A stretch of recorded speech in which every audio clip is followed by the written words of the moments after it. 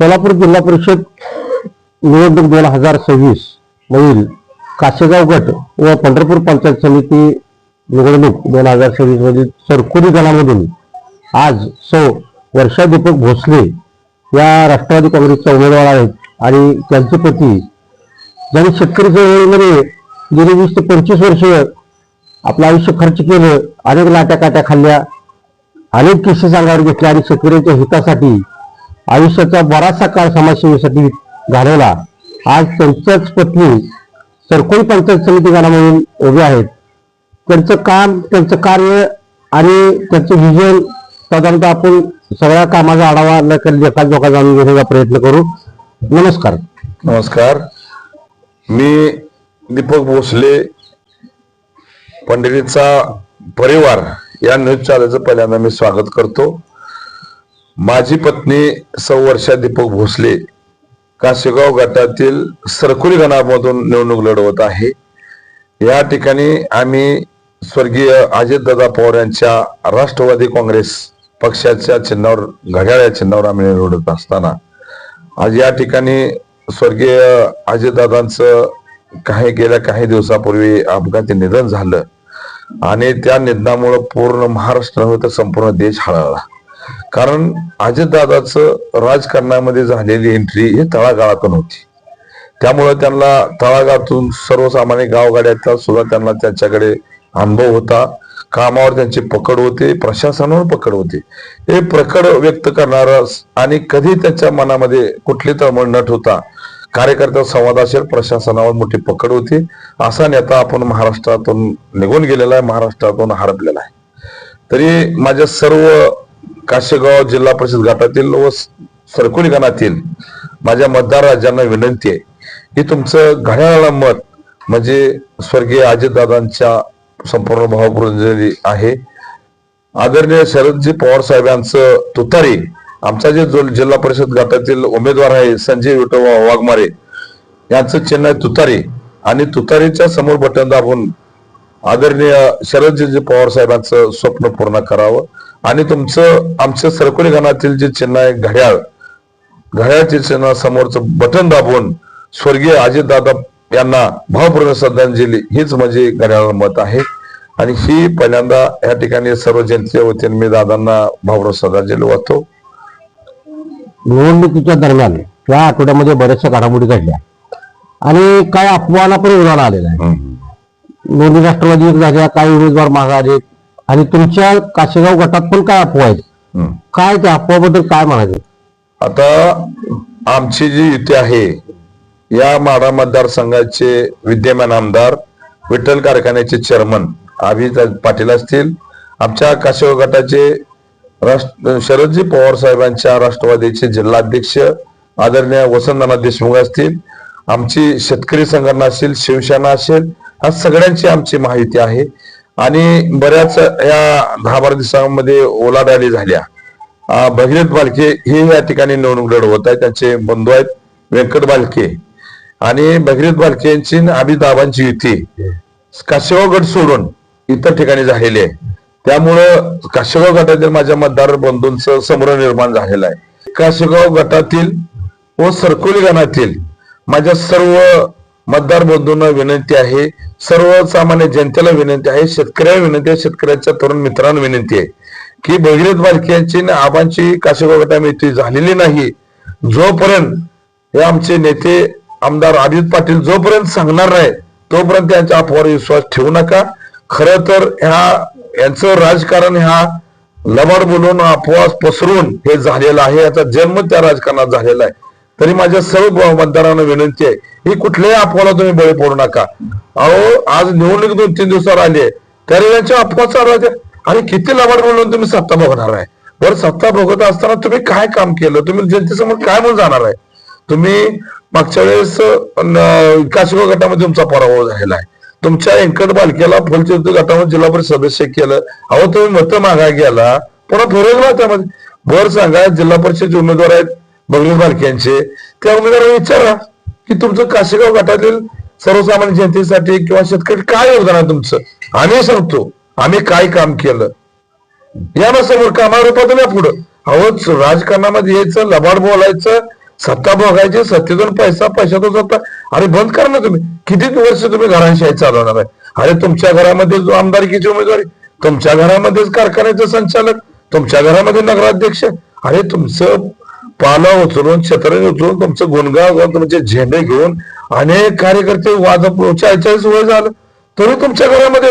अरे तुमच्यापेक्षा सडेतोड बोलणारे, तुमच्याविषयी हुशार अनेक कार्यकर्ते तुमच्या बरोबर आहेत, परंतु तुम्ही त्यांना कार्य कधी न्याय देऊ शकणार नाही.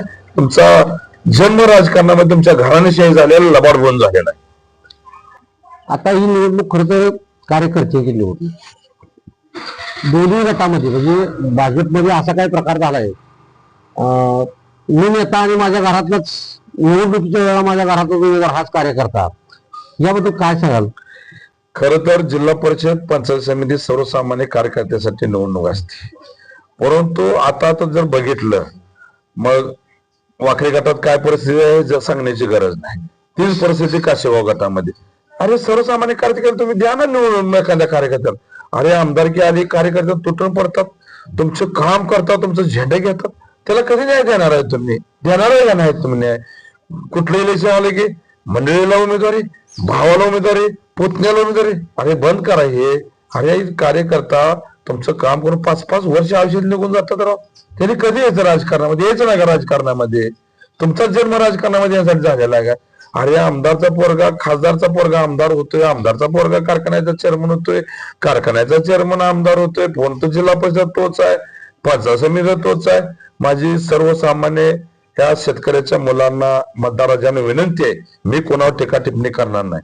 हे तुमचं कार्य काम, तुमचं काम काय आहे, तुम्ही काय लोक मत मागणार आहे, ही पहिल्यांदा मतदारांना सुद्धा विनंती आहे माझी की एखादा उमेदवार तुमच्या समोर मत मागा आल्यानंतर त्यांना विचारा तुम्ही, बाबा तुम्ही सर्वसामान्य जनतेसाठी शेतकऱ्यासाठी काय केलं? हा प्रश्न विचारण्याची गरज आहे माझ्या शेतकरी तरुणांना विनंती आहे माझी. अरे विचारा, हे विचारण्याची गरज आहे. आता ऊस दरा संदर्भात तुम्ही जी आंदोलन केली, शेतकऱ्यांच्या हिताची आंदोलनं झाली, तुम्ही जीवावर उदार होऊन गावाने उड्या टाकल्या, त्याचा काय फरक किंवा याचा काय फायदा होईल असं वाटतं का? मी गेली 25 वर्ष म्हणजे वयाच्या 21व्या वर्षापासून चळवळीमध्ये काम करतोय. मी कुठल्या पक्षाला, कुठल्या पोराला मी कधीच झुकलो नाही, कारण माझा बाप शेतकरी आहे, माझा जन्म शेतकरी कुटुंबाचा झालाय आणि शेतकऱ्याच्या व्यथा काय आहेत मी जवळनं बघतोय, मी स्वतः बघतोय. अरे माझा बाप शेतकरी कर्जात जन्मतो, कर्जात वाढतो आणि कर्जात मोडतो, ही या शेतकऱ्यांची चित्रकथा आहे. म्हणून आम्ही भूमिका घेतली, माझ्या शेतकऱ्याला सन्मान मिळाला पाहिजे, माझा शेतकरी सन्मानाने सुखाने जगला पाहिजे, त्याच्या घरामध्ये चांगला दिवस आला पाहिजे, त्याच्या शेतीमालाला भाव मिळाला पाहिजे, ही भूमिका घेऊन आम्ही अनेक वर्ष जण लढतोय. मग ऊसाचा प्रश्न असेल, शेतीच्या पाण्याचा प्रश्न असेल, शेतीच्या लाईटचा प्रश्न असेल, दुधाचा प्रश्न असेल, अनेक प्रश्नावर आम्ही आंदोलन करतोय. कर्जमाफी असेल शेतकऱ्याला, ह्या भूमिकेतून आम्ही आंदोलन करत असता आज माझ्याजवळ 40 ते 45 गुन्हे आहेत. आज 25 वर्ष मी माझ्या घरावर प्रपंचावर मी तुळशी पात्र ठेवून काम करतोय. अरे चळवळीच्या कार्यकर्त्यातून राजकारणामध्ये यायचं नाही का? आम्ही तुम्हाला राजकारणासाठी आमचा जन्म झालाय का? माझी शेतकऱ्याच्या पोरांना विनंती आहे भावानं, अरे गट तट हे सोडून द्या तुम्ही. अरे आपल्या जोपर्यंत माझ्या शेतकऱ्याच्या बापाला चांगला दिवस येत नाही, घामाला दाम मिळत नाही, तोपर्यंत तुम्ही राजकारण करा. परंतु ज्यावेळेस तुमचं शेतकऱ्याचा प्रश्न येतील त्यावेळेस माझ्या शेतकऱ्या पोरांना विनंती आहे, तुम्ही आंदोलनामध्ये सहभाग घ्या आणि तुमच्या बापाच्या घामाला दाम मिळवून द्या, ह्यासाठी आम्ही भूमिका घेतली आहे. खरं तर आज आपल्या सोलापूर जिल्हा हा खरीपाचा जिल्हा आहे, परंतु स्वर्गीय यशवंतराव चव्हाण साहेबांनी ह्या उजनी धरणाची निर्मिती केली, कारण यशवंतराव चव्हाण साहेबांचं स्वप्न होतं की ह्या भागातील, ह्या जिल्ह्यातील माझा शेतकऱ्याला चांगला दिवस आला पाहिजे, सहकार प्रत्येकाच्या घराघरामध्ये पोहोचला पाहिजे आणि सहकाराच्या माध्यमातून माझ्या शेतकऱ्याला चांगले दिवस आले पाहिजे. भूमिका स्वर्गीय यशवंतराव चव्हाण साहेबांची जी होती, स्वर्गीय वसंतदादांची होती. परंतु आज जर बघितलं तर सहकार कुठं चाललाय, सहकारमध्ये सगळे खाजगीकरण झालेलं आहे, हे कुठेतरी थांबलं पाहिजे आणि माझ्या शेतकऱ्याला चांगले दिवस आले पाहिजे भूमिका घेतलेलं आहे. खरं तर आम्ही 2001 सालापासून आज 2026 आहे, म्हणजे 25 वर्ष आम्ही ऊसाच्या बाबतीत आंदोलन केली. अरे बाबा, ज्यावेळेस 2021 साली आणि 2009 सालापर्यंत एसएमबी होती, एसएमबी किती होती? 850 ते 900 रुपये होते. परंतु माझ्या सर्वसामान्य शेतकऱ्याला त्यांनी कधी कारखानदारांनी आणि चेअरमननी सांगितलं नाही. 450 रुपये दर देतोय, परंतु 450 पासून आम्ही आज 3000 पर्यंत पोहोचलोय. कारण या सर्व शेतकऱ्याचं आणि चळवळीच्या कार्यकर्त्याचं योगदान आहे. या कारखानदाराची भूमिका आहे की शेतकरी जागृत झाला नाही पाहिजे, शेतकऱ्याला काही कळलं नाही पाहिजे, ही भूमिका या कारखानदाराची होती. परंतु या कारखानदाराच्या घशातून, त्यांच्या नरड्यावर पाय देऊन आम्ही शेतकऱ्याला भाव मिळवून दिलाय. मग मागचं आता ताजं उदाहरण सांगतो तुम्हाला की 2 महिन्यापूर्वी आम्ही 1-1.5 महिन्यापूर्वी आंदोलन करत असताना ह्या जिल्ह्यातील सर्व कारखानदार एकत्र आले होते आणि एकत्र बैठक करतात. हे कारखानदार कसे आहेत माहिती का? ज्यावेळेस इलेक्शन आलं की आमदारकी असेल, खासदारकी असेल, मग जिल्हा परिषद पंचायत समिती असेल किंवा कारखान्याचे इलेक्शन असू द्या, एका घराघरामध्ये जातात, घराघरामध्ये उन्हे धुणे काढतात, एकामेका अंगावर जातात. परंतु हे कारखानदार ज्यावेळेस शेतकऱ्याला दर ठरवत असताना एकत्र येतात आणि ठरवतात ह्याच्यापेक्षा 1 रुपया द्यायचा नाही. ह्या वर्षीची भूमिका कारखानदाराची होती की 25-26 रुपये 1 रुपया द्यायचा नाही. ही भूमिका कारखानदारांनी सगळे एकत्र बसून ठरवली होती. परंतु मी हा जिल्ह्यातील तालुक्यातील सर्व संघटना एकत्र करून आपण ठरवलं, अरे कारखानदार तुमचा दर एकत्र येतात, आपण काय येऊन तुमचा उद्देश एक आहे. मी सगळ्या एकत्र करून ह्या वर्षी जवळजवळ 26-27 दर आम्ही जवळजवळ आज 3000 पर्यंत नेऊन ठेवलेला आहे. जर आम्ही आंदोलन केलं नसतं त्या शेतकऱ्याला टनाला 300 ते 350 रुपये मिळालं नसतं आणि हे सगळे कारखानदारांनी स्वतःच्या घशात घेतलं असतं.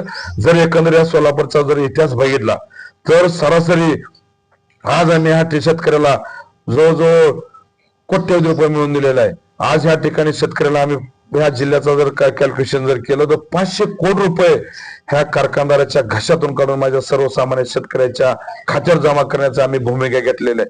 आम्ही आधी पहिल्यांदा काम केलं आणि सांगून म्हणून तुमच्या मतदारापत्र आलोय. आणि माझ्या शेतकरी भावना विनंती आहे, भविष्य काळामध्ये ऊस उत्पादक शेतकरी असेल, डाळिंबवाला असेल, केळीवाला असेल, दूध उत्पादक शेतकरी असेल, द्राक्षवाला शेतकरी असेल, आम्ही ठामपणे त्या शेतकऱ्याच्या समोर उभा राहून. कारण दुधाचं आंदोलन करताना अनेक गुन्हे दाखल झाले, ऊसाचं आंदोलन करताना आमच्यावर अनेक गुन्हे दाखल झाले, पाण्याच्या प्रश्नासाठी आम्ही आंदोलन केले, त्यावेळी अनेक गुन्हे दाखल झाले, लाईटच्या प्रश्नामध्ये आम्ही त्या ठिकाणी आंदोलन केले, आमच्यावर अनेक गुन्हे दाखल झाले. भविष्य काळामध्ये माझा मतदारसंघातील माझ्या जनतेला जे काय पंचायत समिती असेल, जिल्हा परिषद माध्यमातून ज्या काय योजना आहेत ते राबवण्याचं काम करणार आहे. आणि भविष्य काळामध्ये माझ्या शेतकऱ्याला 3500 ते 4000 रुपये कसा दर मिळेल ही भूमिका आम्ही भविष्य काळामध्ये घेणार आहे. कारण शेतकऱ्याच्या लाईटचा प्रश्न मोठा गंभीर आहे. आज डीपी जर बघितलं तर मोटर चालत नाहीत, त्याच्यावर लोड आहे 200-200चा.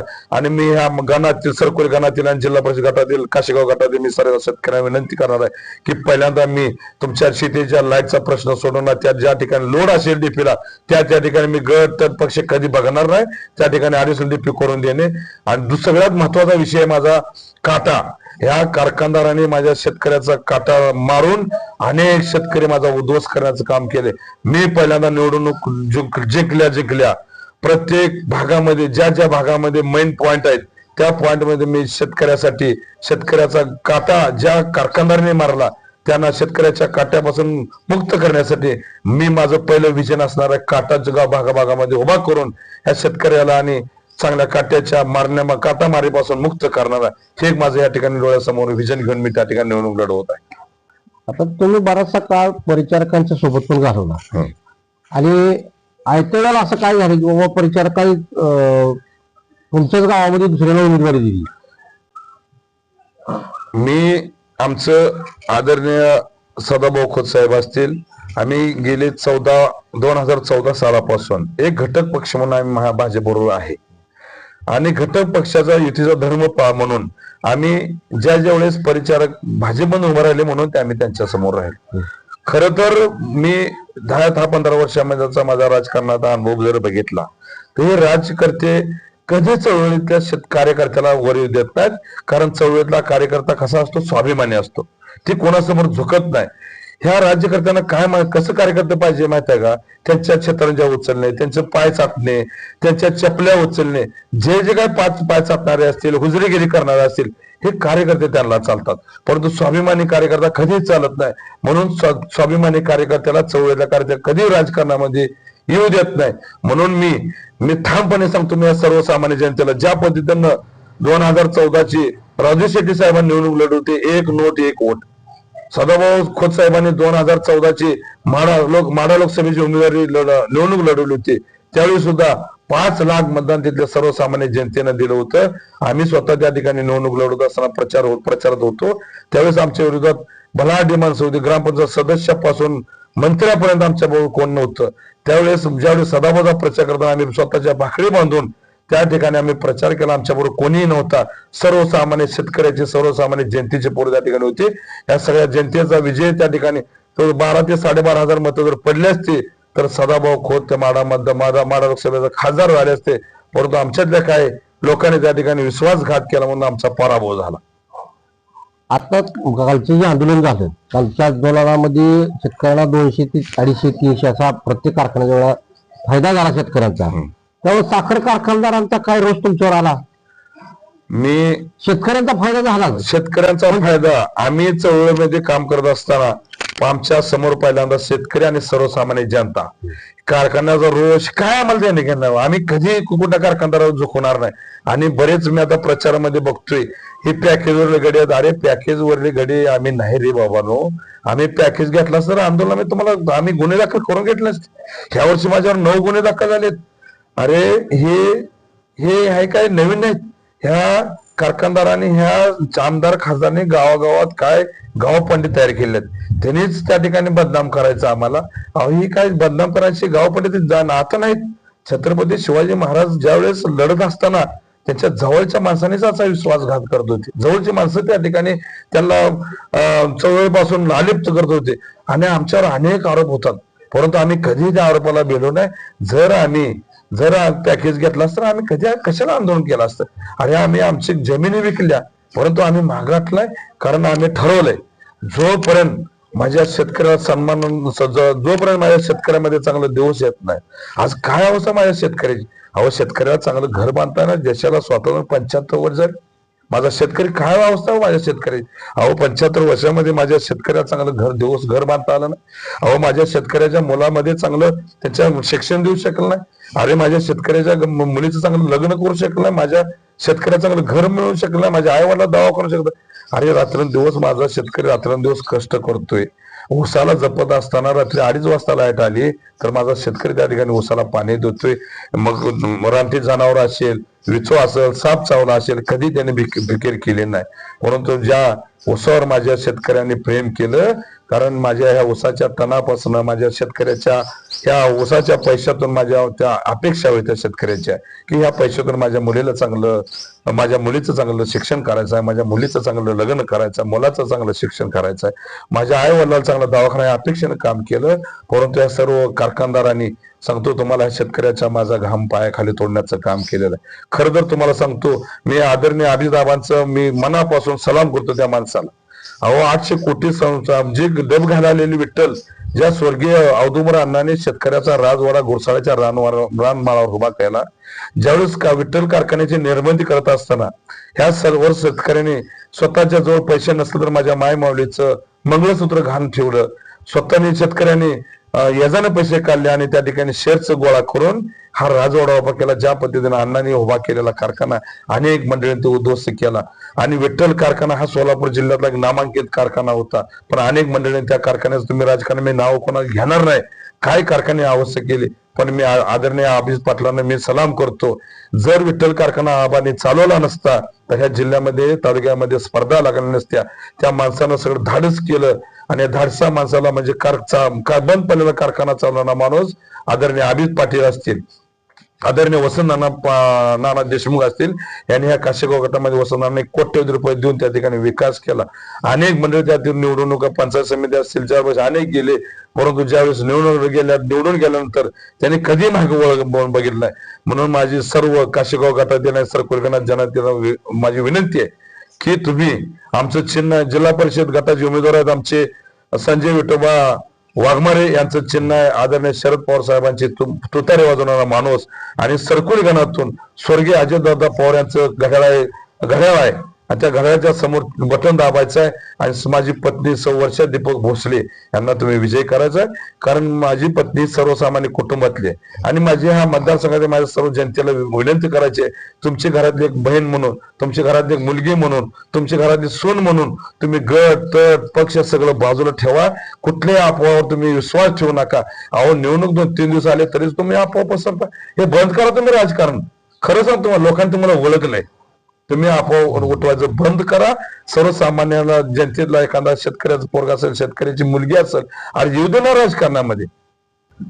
खरं तर कार्यकर्त्यांनी नेत्यासाठी मोठ्या निवडणुकीमध्ये राबायचं असतं आणि त्याची उतराई म्हणून नेत्यांनी या निवडणुकामध्ये कार्यकर्त्यांसाठी राबायचं असते. पण अशा काही घटना घडत आहेत की मी नेता आणि निवडणुकीसाठी माझ्याच घरातला कार्यकर्ता त्याला उमेदवारी द्यायची. या सर्वसाधारण सगळ्या उमेदवारीकडे उमेदवारी वाटण्याचा, तिकीट वाटप करण्याचा जो कल आहे नेत्यांचा, त्या निवडणुकीकडे तुम्ही कसं पाहाल? आता ज्या ज्या निवडणुका झाल्या ती घराणेशाही झालेल्या आहेत. आता आपल्याला काय करायचं आहे, ही निवडणूक जी आहे का नाही, प्रस्थापित विरुद्ध विस्थापित आहे आणि ही निवडणूक आपल्याला वाडाविरुद्ध गावगाडा लढवायची. कारण ही निवडणूक आपल्याला सर्वसामान्य शेतकऱ्याच्या बांधावर न्यायच्या, सर्वसामान्य माझ्या जनतेच्या दारामध्ये न्यायचा. मला हे निवडणूक हे सर्वसामान्य माझ्या लाडक्या बहिणीसाठी जे स्वर्गीय दादांचं स्वप्न होतं, त्या मला लाडक्या बहिणीला न्याय द्यायचा, मला या लाडक्या भावाला न्याय द्यायचा, सर्वसामान्य माझ्या शेतकऱ्यांना न्याय द्यायचा आहे आणि ही निवडणूक त्यासाठी आम्ही लढवत आहे. त्यामुळे माझ्या सर्व लाडक्या बहिणीला, लाडक्या भावांना, सर्वसामान्य शेतकऱ्यांना विनंती करायची आहे की तुम्ही ही जे आता घड्याळाचं तुम्ही जे मतदान करणार आहे, ही दादांना, स्वर्गीय अजित दादांना ही भावपूर्ण श्रद्धांजली आहे. आणि मला खात्री आहे की लाडक्या बहिणी 100% मला मतदान ह्या घड्याला करतील, ह्या तुतारीला करतील आणि मला ह्या निवडणुकीच्या माध्यमातून ह्या सर्वसामान्य जनतेला मला न्याय द्यायचा आहे. कारण पंचायत समिती असेल, जिल्हा परिषद आहे, त्याच्या 450 ते 500 योजना आहेत.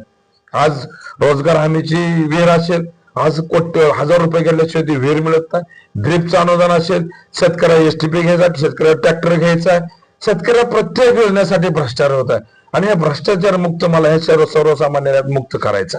आज शेतकऱ्यासाठी अनेक योजना आहेत त्या, परंतु हे जे जे काही पंचायत सदस्य जे निवडून गेलेले आहेत ते किती योजना दिल्या, किती लोकांबद्दल तुम्ही न्याय दिलेला आहे. मला सर्वसामान्य गावगाड्यातील शेतकऱ्यांना न्याय द्यायचा आहे. गावातील पाणंद रस्ते असतील, प्रेम किसानच्या योजना असतील, आज लाखो रुपये शेतकऱ्याला त्या ठिकाणी दवाखान्याचा खर्च स्वतः पेलवत नाही, त्यासाठी महात्मा फुले योजना असेल ते सर्वसामान्य जनतेला न्यायचा. म्हणून मी सर्वसामान्य जनतेला आणि शेतकऱ्याला आवाहन करणार आहे की तुम्ही जी उद्या येणारी 7 तारखेला निवडणूक आहे, पंचायत समिती असेल, जिल्हा परिषद असेल, तुम्ही गट तट पक्ष पार्टी बाजूला ठेवा. उमेदवार कोण आहे, त्याचं कार्य काय आहे हे बघून तुम्ही निवडणूक मतदान करा. कारण आतापर्यंत तुम्ही फक्त नेता बघितला, तुम्ही उमेदवार बघितला नाही. परंतु माझी विनंती आहे, पहिल्यांदा उमेदवार कोण आहे बघा, त्याचं कार्य काय आहे बघा, ज्याचं काम चांगलं आहे त्याला तुम्ही मतदान करा. आता माझ्या पंचायत समितीमध्ये स्टिअरिंग लढत आहे. आता समोरचे 2 उमेदवार आहेत, एक भाजपचा उमेदवार आहे आणि एक तीर्थ विकास आघाडीचा आहे. त्याला तुम्ही विचारा शिकलं पाहिजे की तू बाबा आमच्यासाठी काय केलं, काय तो योजना आमच्यापत्र आल्या, तुम्ही आमच्यासाठी आम्ही आंदोलन केलं का, तुझ्यावर किती गुन्हे दाखल आहेत. अहो सर्वसामान्य जनतेसाठी, शेतकऱ्यासाठी अहो माझ्यावर 50 गुन्हे आहेत. मी काय खून बलात्कार केलेला नाही. मी सर्वसामान्य शेतकऱ्यासाठी न्याय देण्यासाठी, त्याच्या घामाला देण्यासाठी मी आंदोलन करून आता राजकारणामध्ये आले आणि मला खात्री आहे की सर्वसामान्य शेतकरी असेल, सर्वसामान्य जनता असेल, मला खात्री आहे की 9 तारखेला गुलाल माझा आहे. आता काय झालंय, हे विरोधक फिरत असताना त्यांच्या पायाखाली वाळू सरकलेले आहे, त्यांचा पराभव त्यांच्या डोळ्यासमोर दिसायला लागलेला आहे. म्हणून हे आपोआपासून याचं काम चालू झालेलं आहे. माझी सर्वसामान्य मतदारांना विनंती आहे, या कुठल्या आपल्याला तुम्ही बळी पडू नका. जोपर्यंत काशेगाव गटामध्ये आमचे नेते आदरणीय माढा मतदारसंघाचे आमदार विठ्ठल कारखान्याचे सर्व अभिजितआबा पाटील जोपर्यंत त्याच्या तोंडूनही वदत नाही तोपर्यंत कोणी अफवावर विश्वास ठेवू नका. म्हणून माझे एक तुमच्या या पंढरीचा परिवार या माध्यमातून माझे सर्व मतदारांना आणि शेतकऱ्यांना विनंती आहे.